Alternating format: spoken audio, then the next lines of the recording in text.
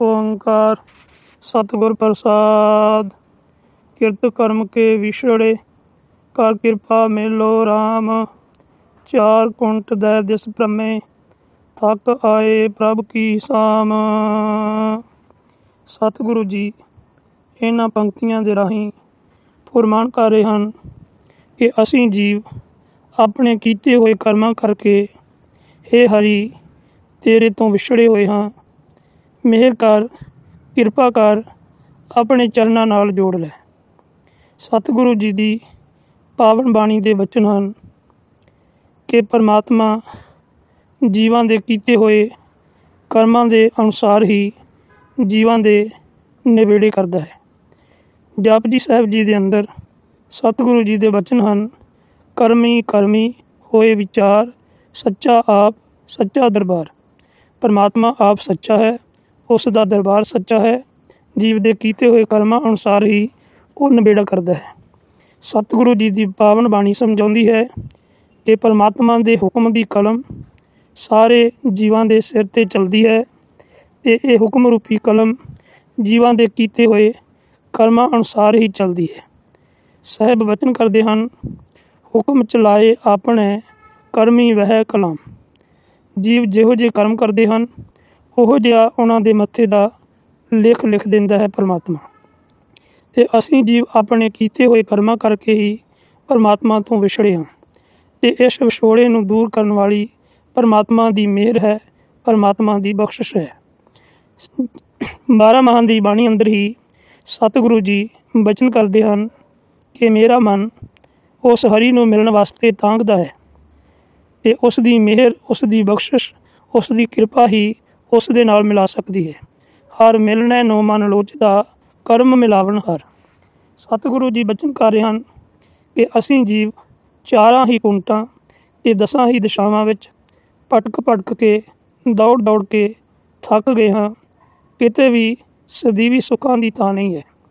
इस करके हे प्रभु जी थक हार के तेरी ही शरण विच आए हाँ। चार कुंट दै दिस भ्रमे थक आए प्रभ की साम। ठीक यही हाल असां जीवां दा है।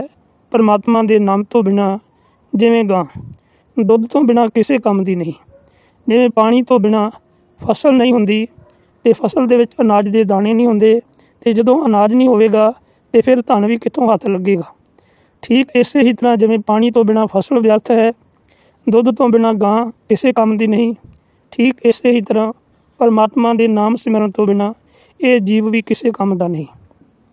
सतगुरु जी समझाते हैं कि इसका खाधा होया, इसका पहनिया होया ते इसका जीविया होया जीवन जिहड़ा है लाहनत ते फिटकार योग है।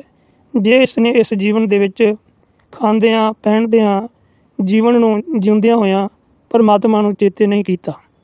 परमात्मा के नाम तो बिना ये जीवन भी व्यर्थ है।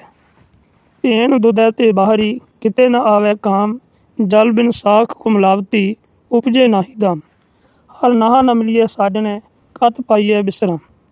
खसम परमात्मा तो बिना किसी भी थां ते इस जीव वास्ते सुख नहीं है। सतगुरु जी की पावन बाणी समझाउंदी है, सुख नाही बहुता धन खाटै, सुख नाही पेखै निरत नाटै, सुख नाही बहु देश कमाए, सर्ब सुखां हर हर गुण गाए। सारे सुख हरि दे गुण गायन करन दे विच ना कि धन पदार्थां दे विचों जां रंग तमाशिਆਂ दे विचों जां राज भाग ते हुकूमत दे विचों सुख प्राप्त होने हैं। सुख प्राप्त होने हैं परमात्मा के नाम सिमरन विचों, परमात्मा के मिलाप विचों। जित कर हर कंत ना प्रगटी अठ नगर से ग्राम। जिस नगर दे विच, जिस शहर दे विच परमात्मा का सिमरन नहीं, परमात्मा नूं सिमरन करने वाला कोई बंदा नहीं, वो शहर वो पिंड जिहड़ा है भट्ठी के समान है। जिस हिरदे विच परमात्मा की याद नहीं, प्यार नहीं, नाम नहीं, वो हिरदा भी भट्ठी की तरह ही है। सतगुरु जी की पावन बाणी समझाउंदी है कि कुग वसदा नगर जिहड़ा है जे उस दे विच प्रभु के प्यारे नहीं तो वह जंगल बियाबान की तरह ही है। सतगुरु जी की पावन बाणी का फरमान है, महा भयान उद्यान नगर कर जाने। जिसनों ये जीव नगर आख रहा है, शहर आख रहा है, पिंड आख रहा है, वो एक जंगल बियाबान की तरह है। जे उस नगर दे विच प्रभु नूं प्यार करने वाला नहीं, प्रभु नूं याद करने वाला कोई नहीं वसदा। ਸਰਬ ਸਿੰਗਾਰ ਤੰਬੋਲ ਰਸ ਸਣ ਦੇਹੀ ਸਭ ਕਾਮ। ਜਿਸ ਤਰ੍ਹਾਂ ਕੋਈ ਇਸਤਰੀ ਸ਼ਿੰਗਾਰ ਕਰਦੀ ਹੈ 16 ਤਰ੍ਹਾਂ ਦੇ, ਅਤੇ ਕਈ ਤਰ੍ਹਾਂ ਦੇ ਉਹ ਰਸ ਮਾਣਦੀ ਹੈ, ਅਤੇ ਉਸ ਦੇ ਇਹ ਸਾਰੇ ਹੀ ਰਸ ਅਤੇ ਸ਼ਿੰਗਾਰ ਜਿਹੜੇ ਹਨ ਪਤੀ ਦੇ ਮਿਲਾਪ ਤੋਂ ਬਿਨਾਂ ਵਿਅਰਥ ਹਨ ਸਰੀਰ ਦੇ ਸਮੇਤ। ਸਤਿਗੁਰੂ ਜੀ ਬਚਨ ਕਰ ਰਹੇ ਹਨ, ਸਰਬ ਸ਼ਿੰਗਾਰ ਤੰਬੋਲ ਰਸ। ਸਾਰੇ ਹੀ ਸ਼ਿੰਗਾਰ 16 ਤਰ੍ਹਾਂ ਦੇ ਮੰਨੇ ਜਾਂਦੇ ਹਨ। ਤੰਬੋਲ ਰਸ, ਤੰਬੋਲ ਤੋਂ ਭਾਵ ਹੈ ਪਾਨਾਂ ਦੇ ਬੀੜੇ ਅਤੇ ਹੋਰ ਕਈ ਤਰ੍ਹਾਂ ਦੇ ਰਸ ਸਮੇਤ ਇਸ ਸਰੀਰ ਦੇ ਸਭ ਇਸ ਤਰ੍ਹਾਂ ਹਨ ਜਿਵੇਂ ਜਮਰਾਜ। ਇਹ ਸਭ ਕੁਝ ਨਾਸ਼ਵੰਤ ਹੈ। ਪ੍ਰਭ ਸੁਆਮੀ ਕੰਤ ਵਿਹੋਣੀਆਂ ਮੀਤ ਸੱਜਣ ਸਭ ਜਾਨ। ਪਰਮਾਤਮਾ ਤੋਂ ਬਿਨਾਂ ਜਿਤਨੇ ਵੀ ਸੱਜਣ ਹਨ, ਮਿੱਤਰ ਹਨ, ਉਹ ਇਸ ਜੀਵ ਦੇ ਵਾਸਤੇ ਜਮ ਹੀ ਸਾਬਤ ਹੁੰਦੇ ਹਨ। ਨਾਨਕ ਕੀ ਬੇਨੰਤੀ ਆ ਕਰ ਕਿਰਪਾ ਦੀਜੇ ਨਾਮ। ਸਤਿਗੁਰੂ ਜੀ ਸਮਝਾ ਰਹੇ ਹਨ ਕਿ ਇਹ ਭਾਈ ਪਰਮਾਤਮਾ ਦੇ ਚਰਨਾਂ ਵਿੱਚ ਅਰਦਾਸ ਕਰਿਆ ਕਰ, ਬੇਨਤੀ ਕਰਿਆ ਕਰ ਕਿ ਇਹ ਪ੍ਰਭੂ ਜੀ ਮਿਹਰ ਕਰਕੇ, ਕਿਰਪਾ ਕਰਕੇ ਆਪਣੇ ਨਾਮ ਦੀ ਦਾਤ ਬਖਸ਼ੋ। ਹਰ ਮੇਲੋ ਸੁਆਮੀ ਸੰਗ ਪ੍ਰਭ ਜਿਸ ਕਾ ਨਹੀਂ ਚਲ ਧਾਮ। ਜਿਸ ਪਰਮਾਤਮਾ ਦਾ, ਜਿਸ ਹਰੀ ਦਾ ਟਿਕਾਣਾ ਜਿਹੜਾ ਹੈ ਅਡੋਲ ਹੈ, ਸਦਾ ਕਾਇਮ ਰਹਿਣ ਵਾਲਾ ਹੈ, ਮੈਨੂੰ ਉਸ ਹਰੀ ਦੇ ਨਾਲ ਮਿਲਾ ਦਿਓ। ਜਦੋਂ ਅਸੀਂ ਦੁਨੀਆ ਦੇ ਲੋਕਾਂ ਦੀ ਗੱਲ ਕਰਦੇ ਹਾਂ ਅਤੇ ਕਈ ਵਾਰ ਦੁਨੀਆ 'ਤੇ ਰਾਜ ਕਰਨ ਵਾਲਿਆਂ ਨੂੰ ਹੰਕਾਰ ਹੋ ਜਾਂਦਾ ਹੈ ਕਿ ਮੈਂ ਰਾਜ ਭਾਗ ਦਾ ਮਾਲਕ ਹਾਂ, ਮੈਂ ਰਾਜਾ ਹਾਂ, ਮੇਰਾ ਰਾਜ ਸਦਾ ਇਸੇ ਹੀ ਤਰ੍ਹਾਂ ਰਹਿਣਾ ਹੈ। ਸਤਿਗੁਰੂ ਜੀ ਸਮਝਾਉਂਦੇ ਹਨ ਕਿ ਅਸਲ ਰਾਜਾ ਤਾਂ ਪਰਮਾਤਮਾ ਹੀ ਹੈ, ਜਿਸ ਦਾ ਰਾਜ ਅਟਲ ਹੈ ਅਤੇ ਕਦੇ ਨਾ ਹਿੱਲਣ ਵਾਲਾ ਹੈ।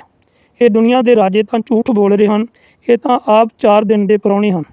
ਸਤਿਗੁਰੂ ਜੀ ਦੀ ਪਾਵਨ ਬਾਣੀ ਦੇ ਬਚਨ ਹਨ, ਕੋਊ ਹਰ ਸਮਾਨ ਨਹੀਂ ਰਾਜਾ, ਇਹ ਭੂਪਤ ਸਭ ਦਿਵਸ ਚਾਰ ਕੇ ਝੂਠੇ ਕਰਤ ਦਿਵਾਜਾ। ਇਸ ਕਰਕੇ ਸਤਿਗੁਰੂ ਜੀ ਨੇ ਗੱਲ ਕੀਤੀ ਹੈ ਕਿ ਜਿਸ ਪਰਮਾਤਮਾ ਦਾ ਟਿਕਾਣਾ ਨਿਚਲ ਹੈ, ਅਟਲ ਹੈ, ਅਡੋਲ ਹੈ, ਉਸ ਹਰੀ ਦੇ ਨਾਲ ਮੈਨੂੰ ਵੀ ਮਿਲਾ ਦੇਵੋ। ਇਸ ਤੋਂ ਅੱਗੇ ਸਤਿਗੁਰੂ ਜੀ ਬਚਨ ਕਰ ਰਹੇ ਹਨ, ਚੇਤ ਗੋਬਿੰਦ ਅਰਾਧੀਐ ਹੋਵੇ ਆਨੰਦ ਘਣਾ। ਚੇਤਰ ਦੇ ਮਹੀਨੇ ਵਿੱਚ ਬਸੰਤ ਦੀ ਰੁੱਤ ਹੁੰਦੀ ਹੈ ਅਤੇ ਚਾਰੋਂ ਪਾਸੇ ਫੁੱਲ ਜਿਹੜੇ ਹਨ ਉਹ ਖਿੜੇ ਹੁੰਦੇ ਹਨ, ਜਿਸ ਦਾ ਜ਼ਿਕਰ ਭੱਟ ਕਵੀਆਂ ਨੇ ਵੀ ਕੀਤਾ ਹੈ। ਕੁਸਮ ਬਸੰਤ ਗੁਣੰਤ ਨਾ ਆਵੇ। ਬਸੰਤ ਦੀ ਬਹਾਰ ਵਿੱਚ ਖਿੜੇ ਹੋਏ ਫੁੱਲਾਂ ਦੀ ਗਿਣਤੀ ਨਹੀਂ ਕੀਤੀ ਜਾ ਸਕਦੀ, ਅਤੇ ਫੁੱਲਾਂ ਨੂੰ ਖਿੜੇ ਹੋਏ ਦੇਖ ਕੇ ਜੀਵ ਦੇ ਹਿਰਦੇ ਵਿੱਚ ਵੀ ਖੁਸ਼ੀ, ਆਨੰਦ ਪੈਦਾ ਹੁੰਦਾ ਹੈ। ਸਤਿਗੁਰੂ ਜੀ ਆਖਦੇ ਹਨ ਕਿ ਪਰਮਾਤਮਾ ਦੀ ਅਰਾਧਨਾ ਕਰਨ ਦੇ ਨਾਲ ਵੀ ਹਿਰਦੇ ਵਿੱਚ ਖੁਸ਼ੀ ਅਤੇ ਆਨੰਦ ਬਣਦਾ ਹੈ। ਚੇਤ ਗੋਬਿੰਦ ਅਰਾਧੀਐ ਹੋਵੇ ਆਨੰਦ ਘਣਾ, ਸੰਤ ਜਨਾ ਮਿਲ ਪਾਈਏ ਰਸਨਾ ਨਾਮ ਭਣਾ। ਜੀਵ ਦੇ ਨਾਲ ਪਰਮਾਤਮਾ ਦੇ ਨਾਮ ਜਪਣ ਦੀ ਦਾਤ ਪ੍ਰਭੂ ਦੇ ਪਿਆਰੇ ਸੰਤਾਂ ਦੇ ਰਾਹੀਂ ਅਤੇ ਉਹਨਾਂ ਦੀ ਕਿਰਪਾ ਦੇ ਰਾਹੀਂ ਹੀ ਪ੍ਰਾਪਤ ਹੁੰਦੀ ਹੈ। ਜਿਨ ਪਾਇਆ ਪ੍ਰਭ ਆਪਣਾ ਆਏ ਤਿਸੇ ਗਣਾ। ਜਿਨ੍ਹਾਂ ਨੇ ਪਰਮਾਤਮਾ ਦਾ ਮਿਲਾਪ ਪ੍ਰਾਪਤ ਕੀਤਾ ਹੈ, ਉਹਨਾਂ ਦਾ ਹੀ ਸੰਸਾਰ ਵਿੱਚ ਆਉਣਾ ਸਫਲ ਹੈ ਅਤੇ ਉਹੀ ਅਸਲ ਅਰਥਾਂ ਵਿੱਚ ਸੰਸਾਰ ਵਿੱਚ ਆਏ ਹਨ। ਵਰਨਾ ਜਿਸ ਨੇ ਪਰਮਾਤਮਾ ਦਾ ਸਿਮਰਨ ਨਹੀਂ ਕੀਤਾ, ਮਿਲਾਪ ਪ੍ਰਾਪਤ ਨਹੀਂ ਕੀਤਾ, ਉਹ ਜਿਹਾ ਆਇਆ ਅਤੇ ਜਿਹਾ ਨਹੀਂ ਆਇਆ, ਉਸ ਦਾ ਸੰਸਾਰ ਵਿੱਚ ਆਉਣਾ ਵਿਅਰਥ ਹੈ। ਜਿਨ ਪਾਇਆ ਪ੍ਰਭ ਆਪਣਾ ਆਏ ਤਿਸੇ ਗਣਾ, ਇੱਕ ਖਿਣ ਤਿਸ ਪਿਨ ਜੀਵਨਾ ਬਿਰਥਾ ਜਨਮ ਜਣਾ। ਪਰਮਾਤਮਾ ਦੀ ਯਾਦ ਤੋਂ ਬਿਨਾਂ, ਪਰਮਾਤਮਾ ਦੇ ਨਾਮ ਤੋਂ ਖੁੰਝ ਕੇ ਇੱਕ ਛਿਣ ਵੀ ਜੋ ਬਤੀਤ ਹੁੰਦਾ ਹੈ ਉਹ ਵਿਅਰਥ ਜਾਂਦਾ ਹੈ, ਅਤੇ ਉਹ ਜੀਵ ਦਾ ਜੀਵਨ ਜਿਹੜਾ ਹੈ ਵਿਅਰਥ ਹੈ। ਜਲ ਥਲ ਮਹੀਲ ਪੂਰਿਆ ਰਵਿਆ ਵਿੱਚ ਬਣਾ। ਜਿਹੜਾ ਪਰਮਾਤਮਾ ਧਰਤੀ, ਆਕਾਸ਼, ਵਣਾਂ ਅਤੇ ਵਣਾਂ ਦੇ ਤੀਲਿਆਂ ਭਾਵ ਕਿ ਸਾਰੇ ਸੰਸਾਰ ਦੇ ਵਿੱਚ ਭਰਿਆ ਔਰ ਪੂਰਾ ਹੈ। ਜਲ ਥਲ ਮਹੀਲ ਪੂਰਿਆ ਰਵਿਆ ਵਿੱਚ ਬਣਾ, ਸੋ ਪ੍ਰਭ ਚੇਤਨ ਆਵਈ ਕਿਤੜਾ ਦੁੱਖ ਗਣਾ। ਜਿਹੜਾ ਪਰਮਾਤਮਾ ਸਾਰੇ ਸੰਸਾਰ ਨੂੰ ਚਲਾ ਰਿਹਾ ਹੈ, ਸਾਰੇ ਸੰਸਾਰ ਦੇ ਵਿੱਚ ਰਮਿਆ ਹੋਇਆ ਹੈ, ਇਸ ਜੀਵ ਦੇ ਅੰਦਰ ਵੀ ਬੈਠਾ ਹੋਇਆ ਹੈ, ਜੇ ਉਹ ਪਰਮਾਤਮਾ ਚੇਤੇ ਨਹੀਂ ਅਤੇ ਫਿਰ ਦੁੱਖ ਵਾਲੀ ਗੱਲ ਨਹੀਂ ਅਤੇ ਹੋਰ ਕੀ। ਸਤਿਗੁਰੂ ਜੀ ਅਸਾਂ ਜੀਵਨ ਦੀ ਹਾਲਤ ਨੂੰ ਇਸ ਤਰ੍ਹਾਂ ਵੀ ਬਿਆਨ ਕਰਦੇ ਹਨ ਕਿ ਇਹ ਜੋ ਕੁਝ ਵੀ ਜੀਵ ਦੇ ਪਾਸ ਹੈ, ਇਹ ਸਭ ਪਰਮਾਤਮਾ ਦਾ ਦਿੱਤਾ ਹੋਇਆ ਹੈ। ਇਹ ਸਰੀਰ, ਇਹ ਮਨ, ਇਹ ਸਰੀਰ ਦੇ ਇੰਦਰੇ ਔਰ ਸੂਰਜ, ਚੰਦਰਮਾ, ਦਿਨ, ਰਾਤ, ਹਵਾ, ਅੱਗ, ਜੋ ਕੁਝ ਵੀ ਹੈ ਇਹ ਸਭ ਪਰਮਾਤਮਾ ਦੀਆਂ ਦਾਤਾਂ ਹਨ। ਪਰ ਜੀਵ ਇਤਨਾ ਨਾ ਸ਼ੁਕਰਾ ਹੈ ਕਿ ਇੰਨੀਆਂ ਦਾਤਾਂ ਲੈ ਕੇ ਵੀ ਮੁੱਕਰ ਜਾਂਦਾ ਹੈ ਕਿ ਪਰਮਾਤਮਾ ਨੇ ਮੈਨੂੰ ਦਿੱਤਾ ਕੁਝ ਨਹੀਂ। ਸਤਿਗੁਰੂ ਜੀ ਵਚਨ ਕਰਦੇ ਹਨ, ਦਾਤ ਪਿਆਰੀ ਵਿਸਰਿਆ ਦਾਤਾਰ। ਹੁਣ ਦਾਤਾਂ ਨੂੰ ਤਾਂ ਪਿਆਰ ਕਰਦਾ ਹੈ, ਸਰੀਰ ਨੂੰ ਪਿਆਰ ਕਰਦਾ ਹੈ, ਮੋਹ ਕਰਦਾ ਹੈ, ਧਨ ਦੌਲਤ ਨੂੰ ਪਿਆਰ ਅਤੇ ਮੋਹ ਕਰਦਾ ਹੈ, ਮਹਿਲ ਮਾੜੀਆਂ ਨੂੰ ਮੋਹ ਕਰਦਾ ਹੈ, ਪਰ ਜਿਸ ਪਰਮਾਤਮਾ ਨੇ ਇਹ ਸਭ ਕੁਝ ਦਿੱਤਾ ਹੈ ਉਸ ਨੂੰ ਭੁਲਾ ਕੇ ਬੈਠਾ ਹੋਇਆ ਹੈ।